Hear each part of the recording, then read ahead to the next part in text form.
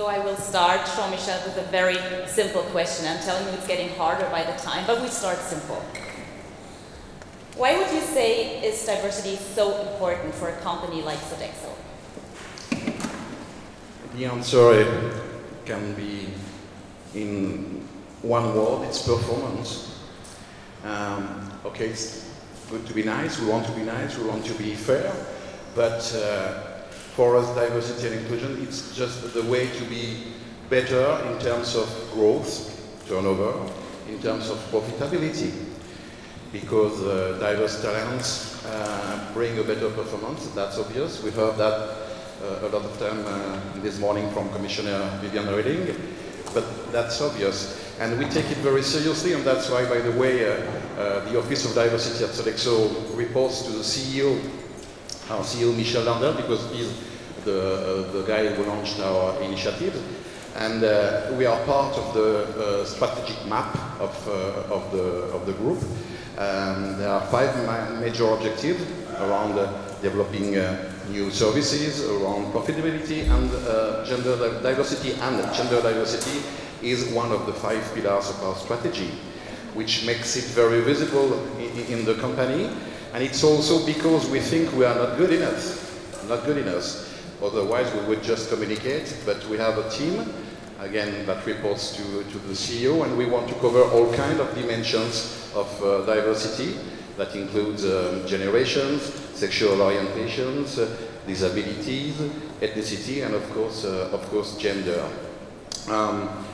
The way we manage it also is global, because even if we acknowledge that we need to have a global vision, that D&I makes us a better company, we also need to understand that it's just not possible to do the same things in Germany and in France, in the UK or in the US, everywhere. We are all very different and we need to recognize that. So my job is to support the countries in their own D&I strategy and action plan.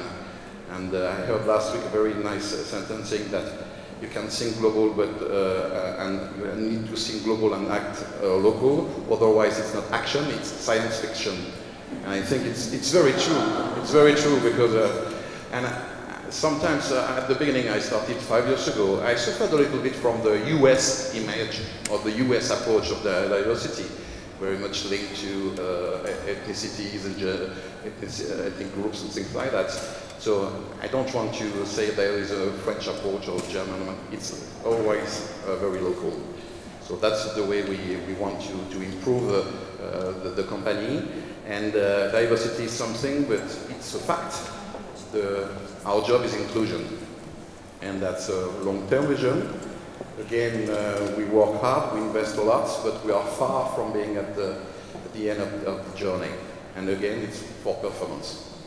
And we will come back to this local initiatives later, because I think this is also very important to look at different regions and different challenges also.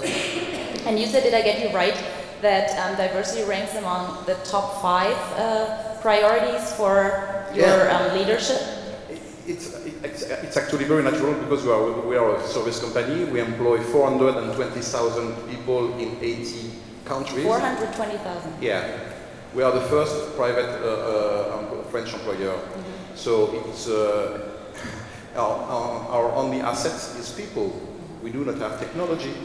We do not have buildings. The only asset we have is people. And if we accept this idea that talent has been equally given to both men and women, to young people and less young people, to white, blue, red, skin color people, heterosexual or homosexual people, we have to ask ourselves the question, do we have the best talents? And I think we all share this question, do we have the best talents? And we have to accept that if our top management is in a large majority white male, as we almost all have, there is probably something we can improve for the benefit of all. So I think you totally agreed with what Commissioner Reding said this morning. We need all the talent. 200%. Danja, let me start with basically the same question for Adidas. Why is diversity such an important issue for your company? Performance, passion, integrity, and diversity are our values that are founded for our company. So for us, diversity is important because we say, you know, we pick have something like, how do we achieve? Maybe you just go on. No, good. So diversity for us is something very important because we have different customers. We have 160 subsidiaries around the world. We have 60 countries that we source our products in. We have young designers that come, that create our products, but we need experienced people in our product creation process that bring them to life, that have 20 and plus years of experience. And it is kind of, I would say, today already a lived culture that we understand that diversity is what makes us special and makes us successful. However, we also know, like Jean-Michel said, inclusion is what really kind of makes the way, and this is where we still need to work on some of the unconscious behaviors that we have in the organization. But overall, there's a, you know, we are international. We have 60 nationalities just in Germany. We have different age groups. We have, you know, 37 is our average age in Germany, but overall it's 30. So again, you see you have different, because we are retail driven, so overall we have 47,000 employees worldwide, and 30 is the average age. So you see that you have all the different groups kind of coming together, and women and men play a big role. We have 50-50 in our organization today overall. So I would say we have a good basis in terms of diversity. We need to work on some of the inclusion topics. Jean-Michel, you mentioned when you were talking the words nice and fair, and started your answer with that. Isabelle, and I promised you would be the skeptical few here. I'm surprised to hear that. At the end of the day, I'll try. At the end of the day, of course, companies want to be successful, and our panel is called Workplaces of the Future, Making Everybody Count. That sounds great for the employees, but does it really help organizations to be the best organization possible? Actually, I would need the flip chart for a moment, please. Can we bring this up here? So I agree, diversity management is talent management. The question I think everyone involved in diversity management should ask themselves is the following. Is talent actually equally distributed amongst the people, the employees of the different diversity categories?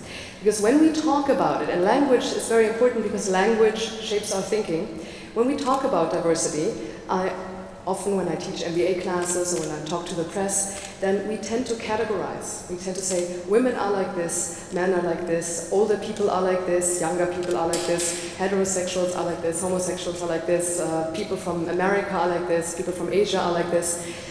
So there are some stereotypes involved, but the question you should ask yourself is, what do you think sort of the talent distribution looks like?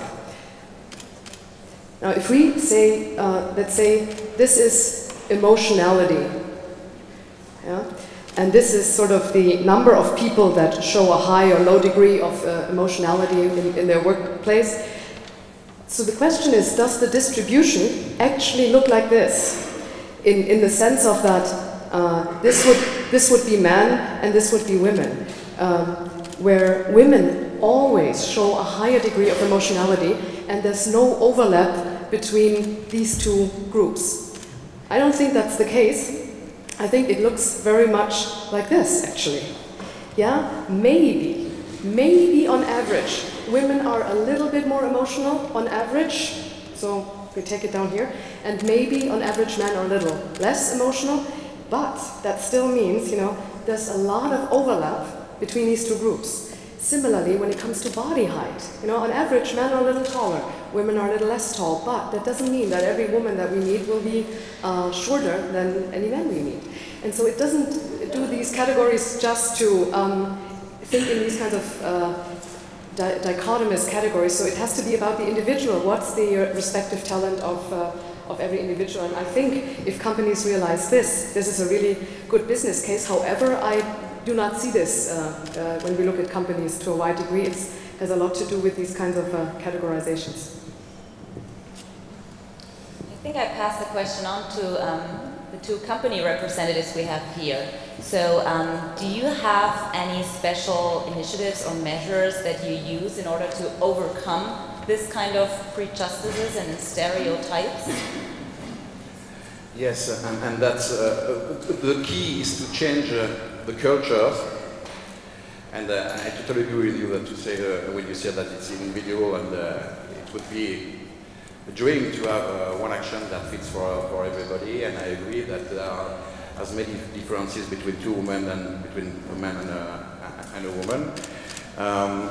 But we have been raised in a very ignorant way. I used to be a student in a business school. I never heard anything about gender things or all kind of diversity.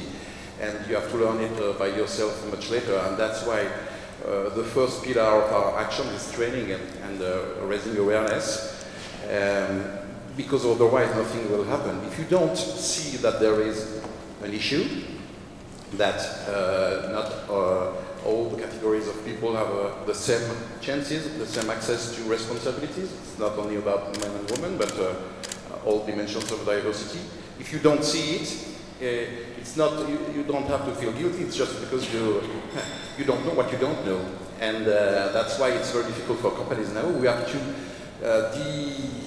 deconstruct this approach and to tackle stereotypes, which is a long way to go, because we are all built with stereotypes. It's what makes us, what makes our personality as well. So we have to be aware of that to change the approach. And changing the culture of a company may be doable at the long-term vision in one location, but when, such as adidas or Sodexo, you are global companies, and you know, our people, they work on 40,000 different sites. How can you reach out to all these people? Can you do it like that? Of course, no. So it's training, raising awareness, communication, pedagogy is insisting, coming back every morning on these topics. And it's a long-term journey. That makes total sense to me, but still I know that sometimes it's a lot harder to really implement all of these measures. Not only before you start implementing the measures, of course, you have to change the mindset of people in companies, and then you start implementing measures. So I would like to know, Danja, from your practical experience, what are the barriers and what is the resistance that you face when you work for diversity in your company? At first, I want to say that I couldn't agree more in terms of your overlaps, and you know, and that's why I said diversity is one thing, and I think that we all agree we are diverse. Even in that room, you know, we might have the same kind of skin colors, we might have even similar kind of hairstyles or whatever, but we are all coming from different backgrounds. We are all different, and I think really what it is about inclusion and looking into the differences and how we can utilize the differences and not all become the same, but appreciating the differences for the greater good and creating the innovation and creativity a company needs.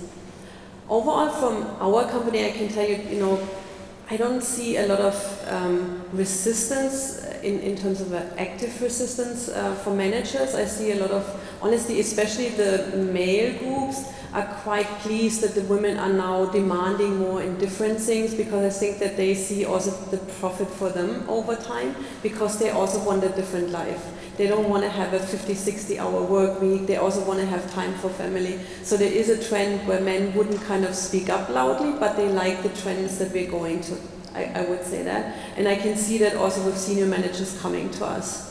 The resistance is more our unconscious bias, and I have seen that many times when you're trying to implement something, and I told you about the case that I just recently had where I promoted somebody, a woman, into the next higher level management role, but in that moment when I wanted to make that decision, basically she was pregnant with her twins, ready to kind of give birth. And I said, if you're telling me you can do the job, I will promote you and wait for a few months and then kind of cover for you. And there was some resistance in the business that said, can she really do it, because she will not be able to do the job for the next year.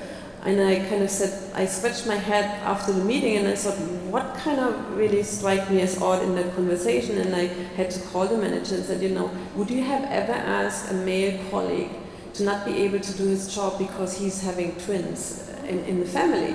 No, you wouldn't. So you need to kind of learn your own patterns are mommy stays home, daddy goes to work. You need to overcome some of your own kind of personal patterns to say, but that's not what other people do. And you have to give them the responsibility in how to do it. And that's what you often see is that they, you know, we all, and I can say I have done that by myself and I saw that you have certain patterns, and then when you assess people also in interviews, you're looking for certain traits, and you have to be cautious that Asians might tackle problems differently than Europeans do. Not to stereotype, but we do have different styles. We come to the same result. But you need to be aware that you have certain patterns and you need to be more open. And that's the part where I think inclusion comes in to say, I need to open myself for the differences that we have and how I can leverage them. Isabelle, from your perspective, and I know that you have done a lot of research also in this field, what do you see as barriers maybe that Danja hasn't described yet, and how would you say it's best to overcome them? I fully agree that I think the unconscious assumptions that we all have, men and women, everyone has, are probably the greatest barrier. I'd like to quote one of my MBA students who is in an HR function, in an advanced HR function, and we discussed the topic of gender and gender management diversity programs, and he leaned back and said, I always hire women. And his classmates were quite suspicious and asked, so why is that the case? And he said, well, first of all, they're better qualified. Second, they tend to ask for less money, so that's good for the company. And third, you know, in the current political climate, it makes me look good.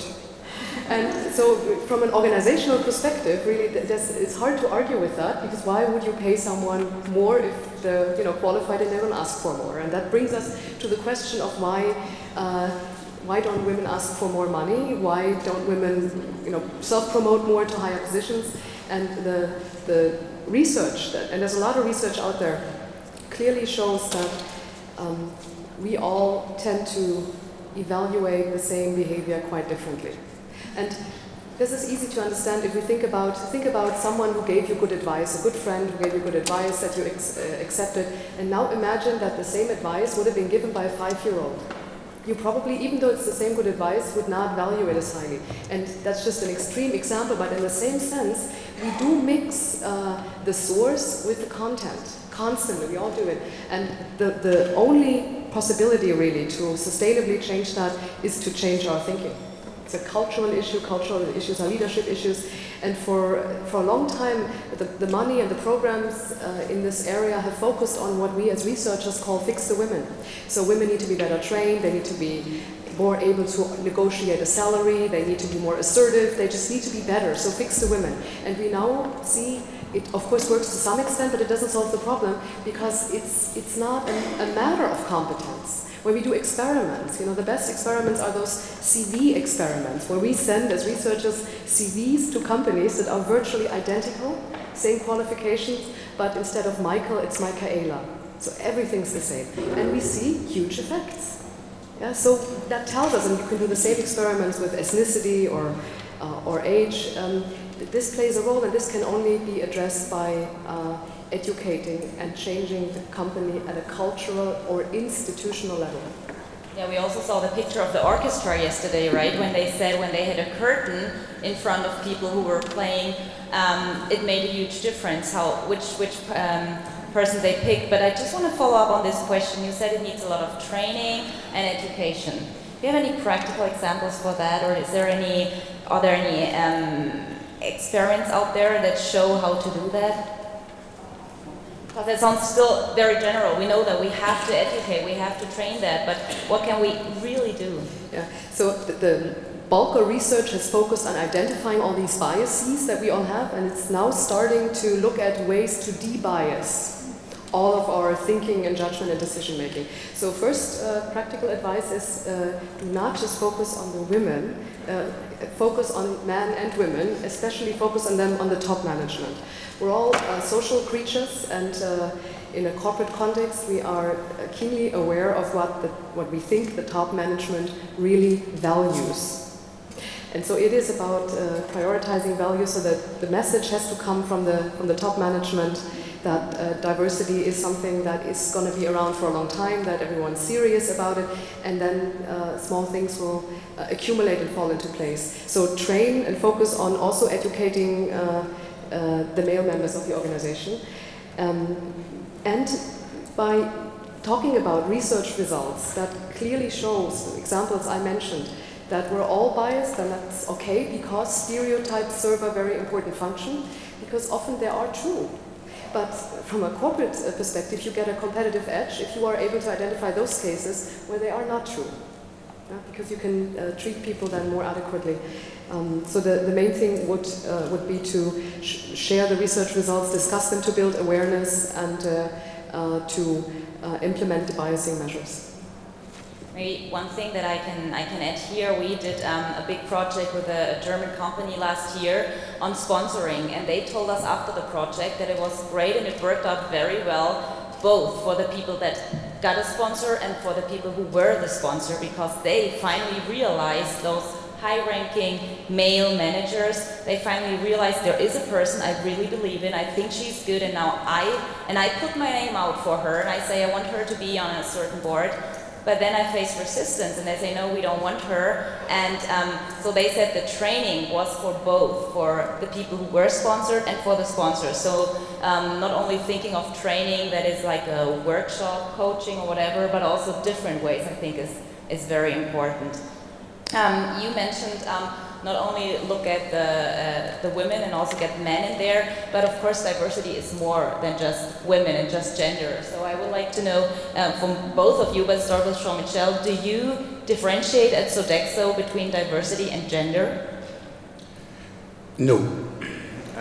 In my own country, France, there is a long discussion since beginning of 2000s. There are people are advocating for having gender separated from diversity. And that's why we have, for instance, 2 labels, because we are always better than everyone in the world. So compared to other countries, they have 1 label, we have 2. And it's a lot of money lost. No, I think it makes sense to have a very large vision. Because you are a woman, but you are something else. You are German. You are linked to the US. You are a catalyst. So your characteristics are very diverse. And I'm a mentor in a program in France with young people from the suburbs. And I mentor a young woman. She was born in Haiti, so she's black.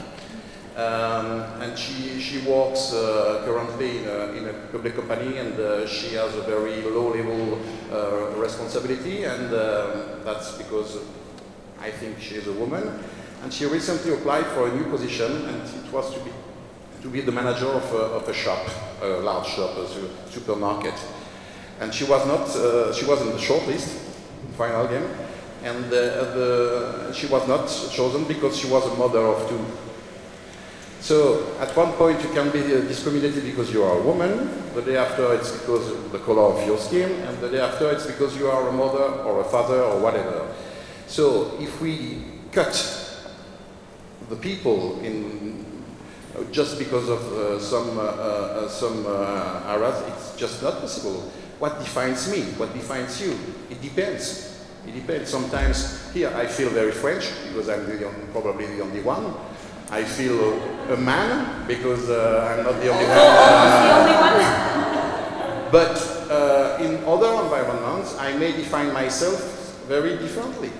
I may define myself as somebody aged 20 plus, okay, 50 plus. I may focus on different dimensions. So for me, it makes no sense to take one piece of it, everybody. We have to work on differences and similarities. We have to celebrate differences to make them visible and not to cut them and judge people just because of one of their dimensions. In France, actually, do you include in your resume for an application like your marital status, or if you have kids, or a picture?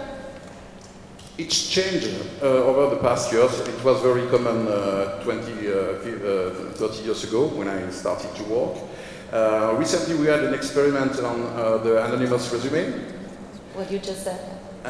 Which was not efficient, because at one point you need to meet with the people. I was totally against. I was really? totally against. Yeah. Yeah, I was totally against this experiment, saying it's a loss of money. We should take this money and train people, change their mindset, tackle stereotypes, make them aware of their unconscious bias.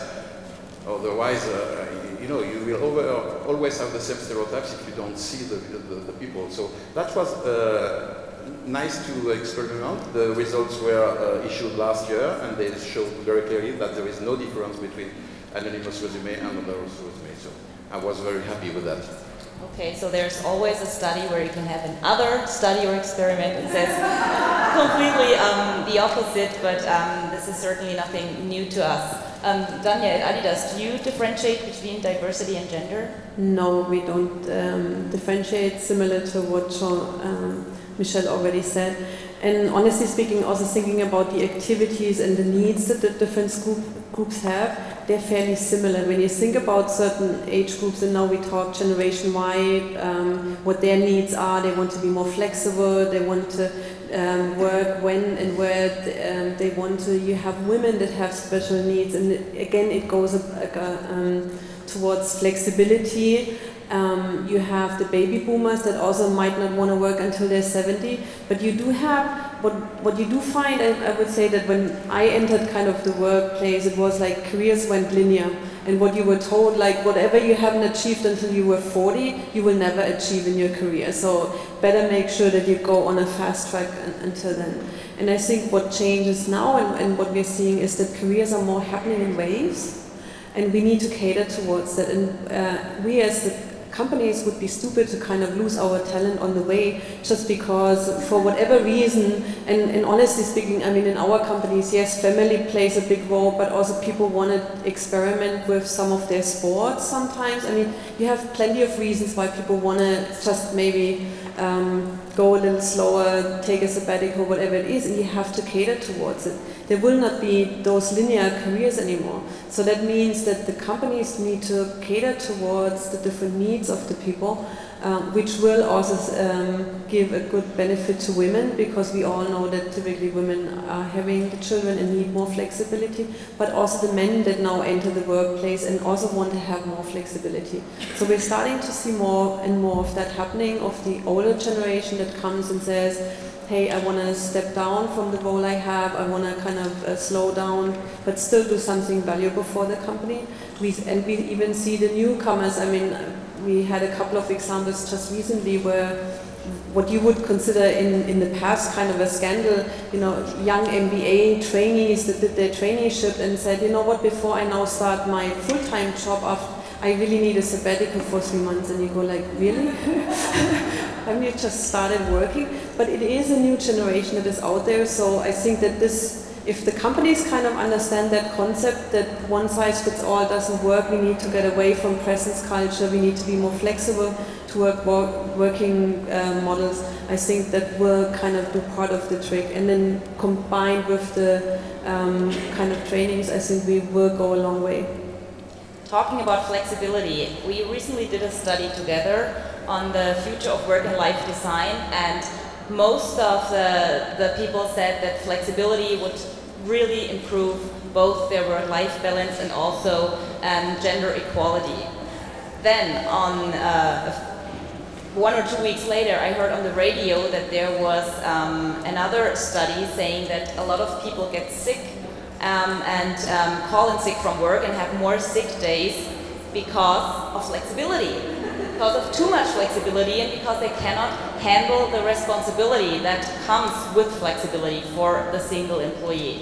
So, what is your opinion on that, Isabelle? It's actually true. The best measure, if you want to get out a lot from your employees, is to sort of not assign any fixed working times to them. Just give them complete freedom, and that will lead to them working very much, working more than before, because it's intrinsically motivated then and not extrinsically steered. So it's in line with what you heard.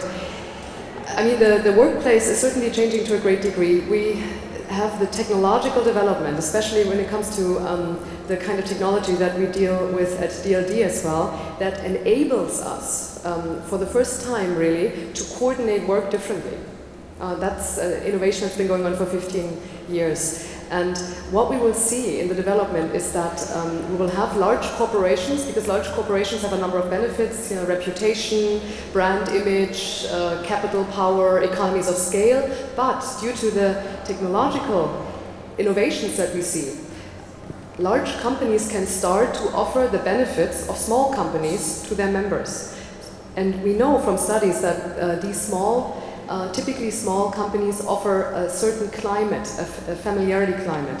They offer an entrepreneurial climate. They offer more flexibility in terms of work design, in terms of career moves, not always upward, but also sideward. And they offer increasing flexibility. And so we'll see a combination where the best of both worlds is becoming possible, but the technology is only the enabler. What really drives this development is the values that we all have. So Tom Malone at MIT has done an extensive study and on this, and that's also why this topic here at DLD, the new rules and values, are so important, because they will determine how we use the technological capabilities. Jean-Michel, when you answered the first question, you also talked about the different regions, and you are responsible for 25 different European countries. All that we have been talking about so far, diversity, gender, work-life balance, equal opportunities, how can you see a difference in the single regions that you are responsible for? Are there any differences, or? Yes, yeah. Yes, there are, but you cannot put it only on the culture piece.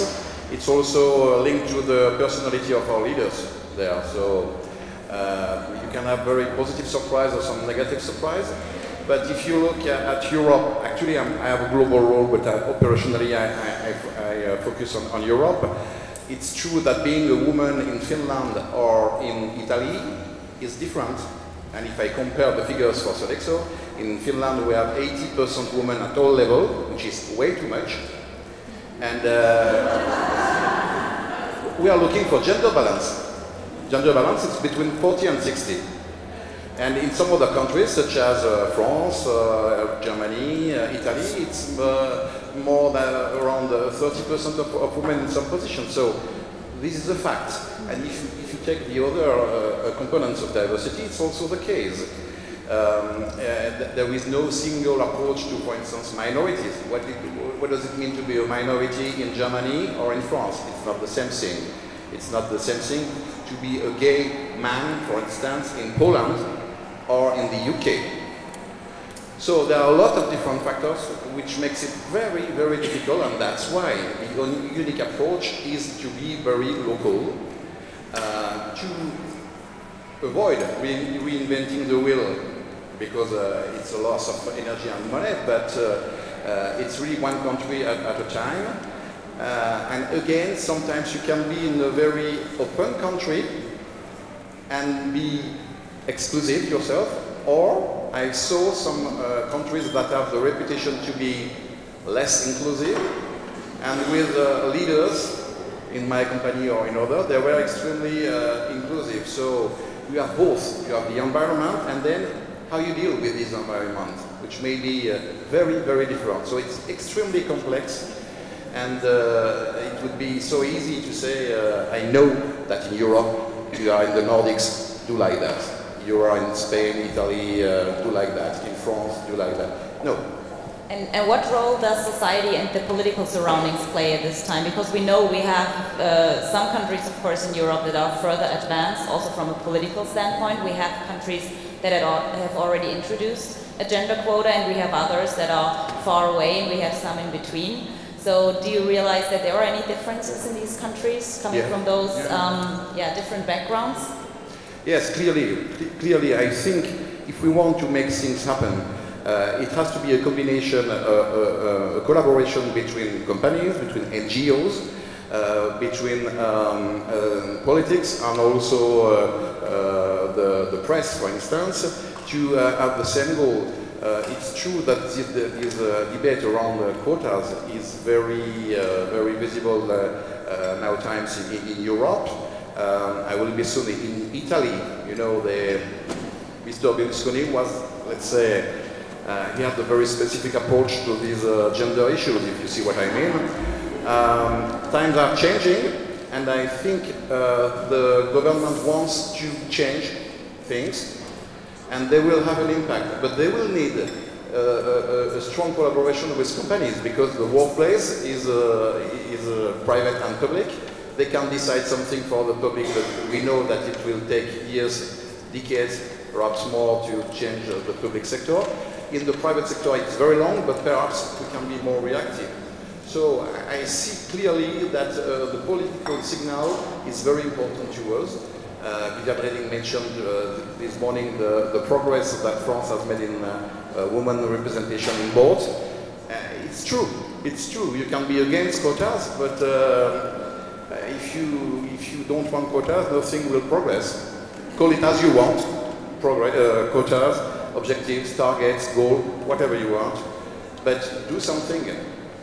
And we do it as companies. We have targets, and our leaders, they have targets in their bonus policies, and that's the only way where we think things can change. But before having targets, you need to educate. Starting with targets may be dangerous. I think we can totally agree that we have seen a lot of momentum in Germany over the last 2 or 3 years just because of the discussion about gender quotas. But at the same time, right now it looks like we heard differently from Ursula von der Leyen yesterday and Vivian Reding today, but at least our family minister, Christina Schröder, said that there will be no gender quota until the end of this legislative period. So do you think that the momentum might also be decreasing when the pressure loosens from the political side?